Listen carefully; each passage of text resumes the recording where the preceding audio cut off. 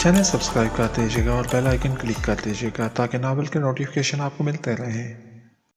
करती हुई दरख्त के करीब आ गई जहां काशिफ कुछ कर रहा था। इस दरख्त को देख के वो गुमसुम हो गई। दरख्त के तने पे हिना, काशिफ दोनों का नाम गूदा हुआ था। बर्फबारी में वो ये अहम काम कर रहा था। दीवाना। इसके होठों से अल्फाज फिसल पड़े और आंखें मुस्कुरा उठी। शाहीन भी पास आके दरख्त पे लिखे नाम देख रही थी। उफ, क्या पागलपन है, वो नागवारी से बोली। हिना को इसका लहजा बुरा लगा लेकिन वो कुछ न बोली। दरख्त के ऊपर लिखे हुए नामों पे इसने हाथ फेरा। लफ्ज इसके हाथों के नीचे थरथराए थे, या इसका वहम था। बहुत अजीब सा एहसास हुआ जिसे वो कोई नाम न दे सकी। होटल की जानिब से शोर की आवाज आ रही थी। चलो देखते हैं वहां क्या हो रहा है। शाहीन ने इसका हाथ थामा तो वो इसके साथ चल दी। लोग इकट्ठे हो रहे थे, वो भी वहां पहुंच गई।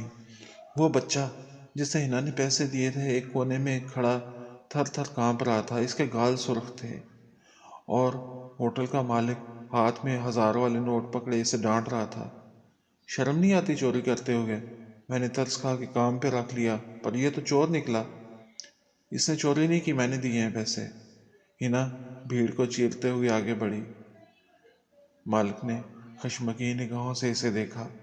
आप झूठ ना बोलें, इसने मेरे दराज से पैसे चुराए हैं। पहले भी पैसे कम होते थे, मैंने नज़रअंदाज कर दिया कि मुझे गलती लगी होगी। हिना समझ गई कि पैसे देख के चाय खाना के मालिक की नीयत खराब हो गई है। इसने एक और जोरदार थप्पड़ बच्चे को मारा। बच्चा नीचे गिर गया। वो इसे मारने लगा। अचानक इसके चेहरे पे एक जोरदार थप्पड़ पड़ा। काशिफ सुर्ख निगाहों से इसे घूर रहा था। खबरदार बच्चे पे अब हाथ उठाया तो हाथ तोड़ दूंगा तुम्हारे।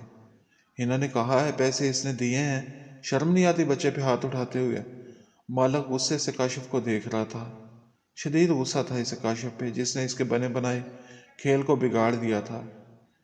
कीना तोड़ अंदाज में वो इसे देखता हुआ चाय की कैबिन की तरफ चला गया। काशिफ ने नीचे गिरे हुए बच्चे को उठाया और इसके आंसू साफ किए। मालक गुस्से से काशिफ को देख रहा था। शदीद गुस्सा था इसे काशिफ पे, जिसने इसके बने बनाए खेल को बिगाड़ दिया था। कीना तोड़ अंदाज में देखता हुआ वो इसे चाय वाले कैबिन की जानिब चला गया। काशिफ ने नीचे गिरे बच्चे को उठाया, इसके आंसू साफ किए। कुछ नहीं होता, मैं तुम्हें पैसे लेके देता हूँ, डरो मत, इधर ही जाओ। इसे खड़ा करके वो मालक के पास चला गया। उस बच्चे के जो पैसे तुमने लिए हैं वो वापस कर दो।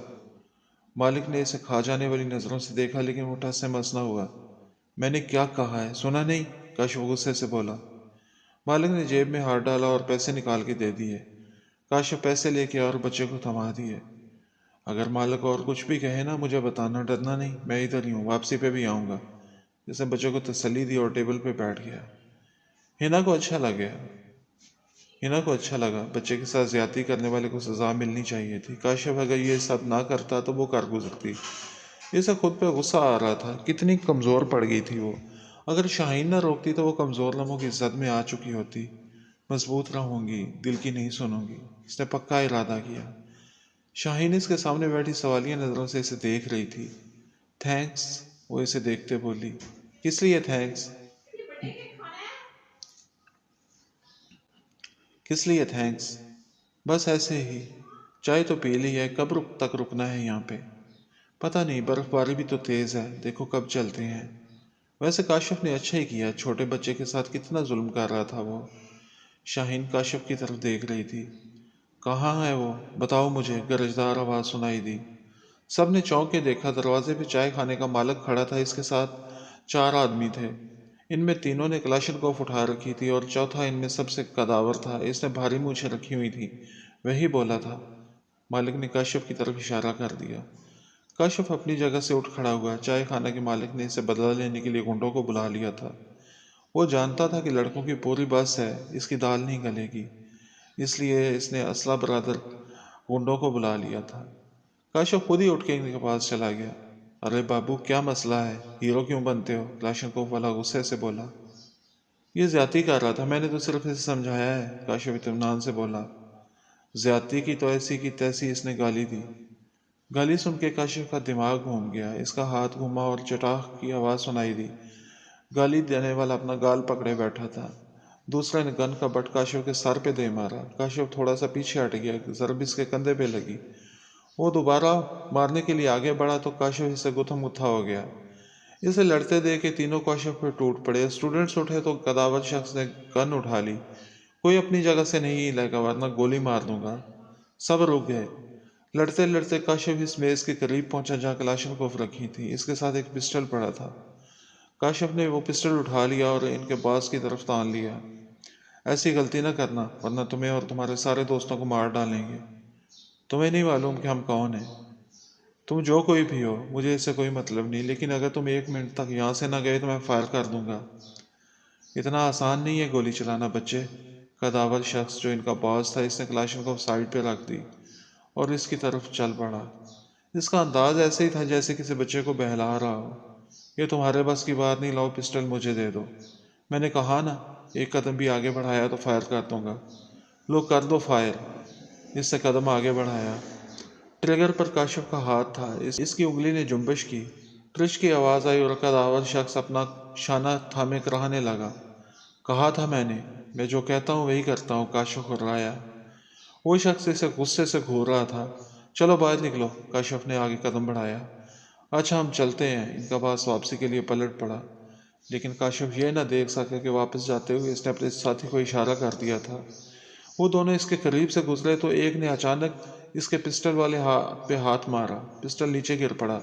وہ دونوں کاشف کے ساتھ گتھم گتھا ہو گئے۔ چائے خانہ کے مالک نے کلاشنکوف اٹھا لی۔ ان کا باس بھی اندر آ گیا۔ اس نے کلاشنکوف سے سب کو کور کر دیا۔ تم نے ذرا حرکت کی تو تمہارے ساتھیوں کو گولی مار دیں گے۔ اس نے زمین پہ برسٹ مارا۔ ایک گولی زمین سے لگ کے ایک لڑکے کو لگ گئی۔ اس کی چیخ سے کمرہ گونج اٹھا۔ وہ غصے میں تھے اور ان کے ارادے خطرناک لگ رہے تھے۔ کاشف رک گیا۔ اس کے دونوں ساتھی کاشف کو پیٹنے لگے۔ یہ بچاتے کیوں نہیں؟ پتہ نہیں کیا کریں گے وہ کاشف کے ساتھ۔ اصلی کے آگے کون بولتا ہے؟ شاہین بولی۔ ہینا کے لیے برداشت کرنا مشکل ہو رہا تھا۔ اس کے کاشف کو کوئی ہاتھ لگائے اسے کب گوارا تھا۔ چھوڑو اسے، وہ اٹھ کھڑی ہوئی۔ لے بھائی، اس کی بہن بھی اٹھ کھڑی ہوئی ہے، ان میں سے ایک بولا۔ ویسے ہے پیاری، کیا خیال ہے؟ دوسرا خباثت سے ہنسا۔ کاشف سے برداشت نہ ہو سکا۔ اس نے انجام کی پرواہ کیے بغیر زوردار مکہ اس کے چہرے پہ مارا۔ وہ گھوم کے رہ گیا۔ دوسرا فوراً حرکت میں آ گیا۔ اس نے کلاشنکوف کا بٹ مارا۔ اس بار ضرب کاشف کی پیشانی پہ لگی۔ پیشانی سے خون پھوٹ پڑا۔ کاشف! ہینا چیختی اس کی طرف بھاگی۔ اس کے قریب پہنچ کے وہ رک گئی۔ وہ اپنا سر تھامے نیچے بیٹھتا چلا گیا۔ ضرب کاری تھی۔ ایک نے جیب سے رومال نکالا اور کاشف کی ناک کے ساتھ لگا دیا۔ وہ کسمسایا اور اس نے ہاتھ پاؤں ڈھیلے چھوڑ دیے۔ وہ بے ہوش ہو چکا تھا۔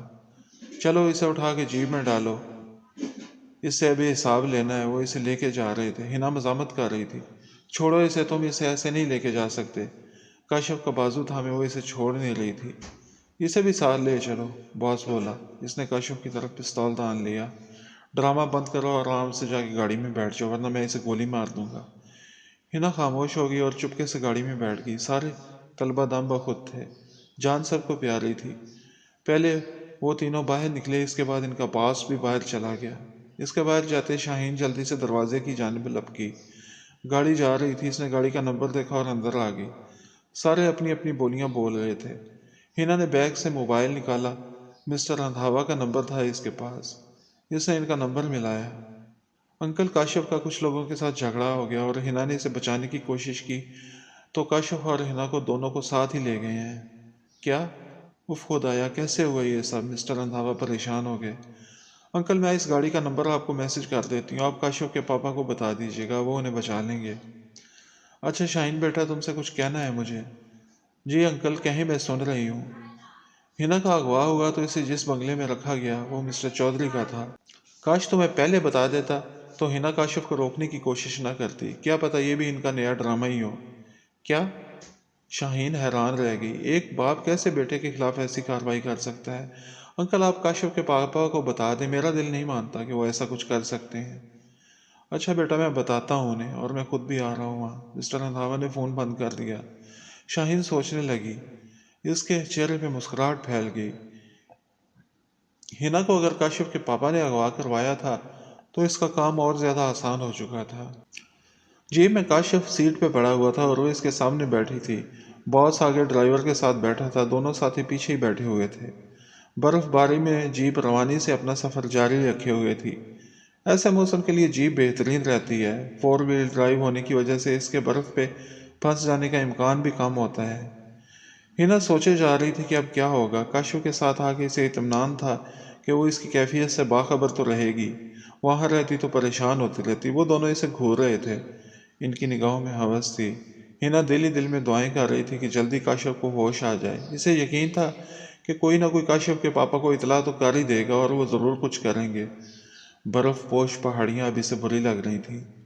کوئی پٹی ہے تو دو، اس کا خون بہہ رہا ہے، اس نے ان کے ایک ساتھی سے کہا تو اس نے سنی انسنی کر دی۔ پٹی دو یا کسی ڈاکٹر کی طرف چلو، اگر اسے کچھ ہو گیا تو تمہارا انجام بہت برا ہوگا، وہ غصے سے بولی۔ وہ کہہ کے لگانے لگے، ہمیں کسی کا ڈر نہیں، وہ اس کا مذاق اڑا رہے تھے۔ پٹی دو، تم جانتے نہیں کہ یہ کس کا بیٹا ہے؟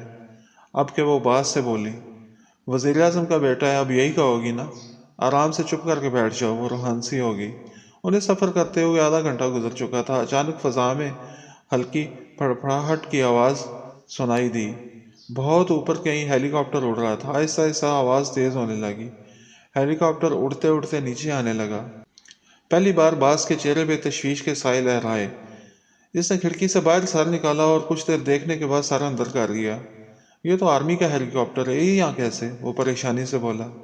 اتنے میں ایک اور ہیلی کاپٹر سامنے سے آتا دکھائی دیا۔ ہنا بھی باہر دیکھنے کی کوشش کر رہی تھی۔ باس کے موبائل پہ بیل ہوئی، اس نے کال اٹینڈ کی اور سننے لگا۔ ارے بہت بڑا مسئلہ بن گیا ہے، آگے اور پیچھے دونوں طرف سے آرمی کی گاڑیاں آ رہی ہیں۔ کال سن کے وہ اپنے ساتھیوں سے بولا، اب کیا ہوگا باس؟ وہ پریشان ہو گئے۔ آرمی اتنی جلدی ایکشن تو نہیں لیتی، پولیس کو ہی آنا چاہیے تھا، اگر آنا بھی ہوتا۔ وہ خود سے باتیں کر رہا تھا۔ تم جلدی بتاؤ یہ کون ہے، کس کا بیٹا ہے؟ اچانک اسے کچھ یاد آیا تو اس نے ہنا سے پوچھا، یہ خرم چودھری کا بیٹا ہے۔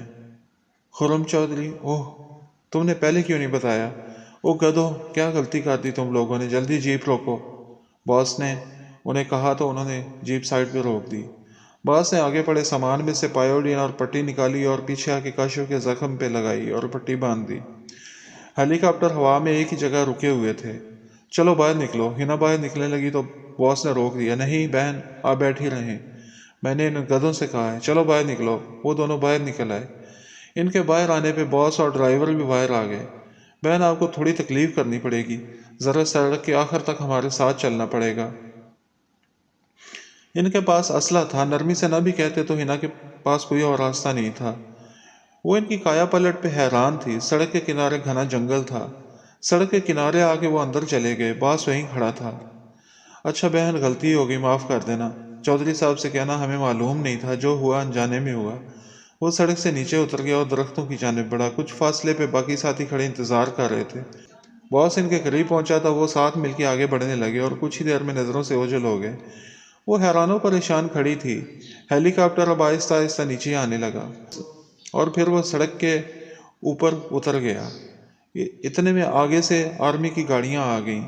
فوجی گنز تھامے گاڑی سے نکلے اور جیپ کی طرف بڑھنے لگے۔ جیپ کو خالی پا کے وہ ہنا کے پاس آ گئے۔ آہ کی آواز سن کے اس نے کاشف کی طرف دیکھا، وہ ہوش میں آ رہا تھا۔ آپ ٹھیک ہے نا؟ فوجی اس سے پوچھ رہا تھا۔ اس نے اس بات میں سر ہلا دیا۔ فوجی اس طرف چلے گئے جس طرف باس اور اس کے ساتھی گئے تھے۔ ہیلی کاپٹر سے خرم چودھری نکل رہے تھے۔ وہ گاڑی کے قریب آئے۔ ان کے ساتھ میجر بھی تھا۔ سر، وہ لوگ خود ہی جیپ چھوڑ کے بھاگ گئے ہیں، ہم نے ان کے پیچھے کمانڈوز بھیج دی ہیں، نکلنے والے آفیسر نے میجر کو رپورٹ دی۔ پاپا کو دیکھ کے کاشف اٹھ کھڑا ہوگا۔ مائی سن، تمہیں تو چوٹ لگی ہے، وہ اس کی پٹی کی طرف دیکھ کے بولے۔ کچھ نہیں پاپا، معمولی چوٹ ہے، وہ بشاشت سے بولا۔ ان کے ساتھ ڈاکٹر بھی تھا۔ اس نے پٹی کھولی اور زخم کا مشاہدہ کیا۔ معمولی زخم ہی ہے، پریشان ہونے کی ضرورت نہیں ہے۔ اس نے دوبارہ نئی پٹی کر دی۔ چلو واپس چلتے ہیں، مسٹر چودھری ہیلی کاپٹر کی طرف جانے لگے۔ نہیں پاپا، میں ابھی نہیں جاؤں گا، ٹرپ کے ساتھ ہی واپس آؤں گا۔ بیٹا تم زخمی ہو، مسٹر چودھری فکر مند تھے۔ کچھ نہیں ہوتا پاپا، میں ٹھیک ہوں۔ انہوں نے ایک نظر ہنا کو دیکھا۔ انہیں اندازہ تھا کہ وہ ہنا کے بنا نہیں واپس جائے گا۔ اوکے مائی سن، چلتا ہوں، اپنی خیریت سے باخبر رکھنا۔ اوکے پاپا، وہ ان کے گلے لگ گیا۔ اس سے مل کے وہ ہیلی کاپٹر میں جا بیٹھے۔ ہیلی کاپٹر ہوا میں بلند ہوا اور چند لمحوں میں نظروں سے اوجھل ہو گیا۔ چلیں گاڑی میں بیٹھے، آپ کو چھوڑ آتے ہیں، فوجی بولا۔ وہ اس کی گاڑی میں بیٹھ گئے۔ گاڑی پھر واپس جا رہی تھی، برف باری تھم چکی تھی، جسم کو کاٹنے والی سرد ہوائیں آوارہ گردی کر رہی تھیں، لیکن وہ دونوں جیپ میں تھے، خاموش باہر دیکھ رہے تھے، پاس پاس ہو کے بھی دور تھے۔ تکلیف میں دل تڑپ اٹھا اور وہ اس کو بچانے کے لیے خود کو بھی داؤ پہ لگا چکی تھی، پر اب کسی اجنبی کی طرح لگ رہی تھی۔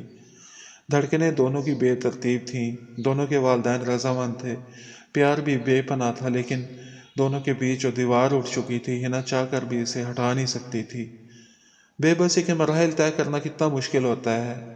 اے سرد بھری، میرے جذبات کو بھی برف بنا دے، انہیں منجمد کر دے۔ اے دل، اب کچھ نہ کہہ، بس چپ ہو جا۔ دل کی دھڑکنوں، تھوڑا تھم جاؤ۔ چائے خانہ کے آگے فوجیوں کی جیپیں رکیں، کافی اسٹوڈنٹس برآمدے میں کھڑے تھے، وہ جلدی سے پاس آ گئے۔ چائے خانہ کے مالک کو انہوں نے رسیوں سے باندھ کے برآمدے میں ایک سائڈ پہ بٹھایا ہوا تھا۔ سب پریشان تھے اور کاشف اور ہنا کا انتظار کر رہے تھے۔ انہیں یقین تھا کہ مسٹر چودھری جلدی کچھ کریں گے۔ ان کی توقع کے مطابق کاشف اور ہنا واپس آ چکے تھے۔ وہ جیپ سے نکلے تو کاشف کے ماتھے پہ پٹی بندی دیکھ کے شاہین اس کی جانب لپکی۔ کاشف، چوٹ زیادہ تو نہیں لگی؟ نہیں، بس ٹھیک ہوں۔ ہنا کو عجیب لگا، لیکن پھر سوچا کہ میں کاشف سے دور جا رہی ہوں، میری تسلی کے لیے پوچھا ہوگا۔ فوجیوں نے چائے خانہ کے مالک کو گاڑی میں ڈالا۔ مسٹر کاشف، یہ میرا کارڈ رکھ لیں، اگر دوبارہ کہیں بھی وہ نظر آئی یا کوئی مسئلہ ہو تو مجھے اس نمبر پہ کال کر دیجیے گا۔ میجر نے اپنا کارڈ کاشف کو پکڑا دیا۔ کارڈ دے کے وہ اپنی گاڑی میں سوار ہو اور باقی گاڑیاں بھی اس کے پیچھے چل پڑیں۔ سب اسٹوڈنٹس نے انہیں گھیر لیا اور سوالات کرنے لگے۔ ارے سوالات ہی کرتے رہو گے یا ایوبیا بھی چلنا ہے؟ شاہین بولی۔ فرزین بھی چپ نہ رہ سکی۔ شاہین تمہیں اپنی ہی پڑی رہتی ہے، دیکھ نہیں رہی کاشف زخمی ہے، اتنا سب کچھ ہوا، اب سیر کرنے کیسے جا سکتے ہیں؟ شاہین تھوڑی شرمندہ ہو گئی۔ میں نے تو اس لیے کہا کہ کاشف کی طبیعت ٹھیک نہیں اور سب سوال و جواب کر رہے ہیں۔ آپ اپنا پروگرام خراب نہ کریں، معمولی سی چوٹ ہے، یونیورسٹی ٹرپ ہے، کون سا زیادہ وقت ہے ہمارے پاس؟ میں بھی ساتھ ہی چلوں گا۔ کاشف کی بات پہ سارے خوش ہو گئے۔ چاہتے تو وہ بھی یہی تھے، لیکن کاشف کی وجہ سے خاموش ہو گئے تھے۔ کاشف نے ہاں کی تو ان کے چہرے کھل اٹھے۔ کچھ دیر بعد بس میں سوار وہ ایوبیا کی جانب رواں تھے۔ سڑک سے برف ہٹا کے برف دونوں اطراف پہ اکٹھی کر دی گئی تھی، یوں لگ رہا تھا سڑک کے دونوں طرف برف کی چھوٹی چھوٹی پہاڑیاں بنی ہوئی ہیں۔ ایوبیا کے قریب پہنچے تو برف باری پھر سے شروع ہو گئی۔ سپہر 4 بجے وہ ایوبیا پہنچے۔ بس سے نکلتے ہی سیلفی گروپ تصاویر بنانے لگ گیا۔ جنہیں سردی لگ رہی تھی وہ ہوٹل چلے گئے۔ شاہین کو کباب کی خوشبو آئی، اس سے رہا نہ گیا۔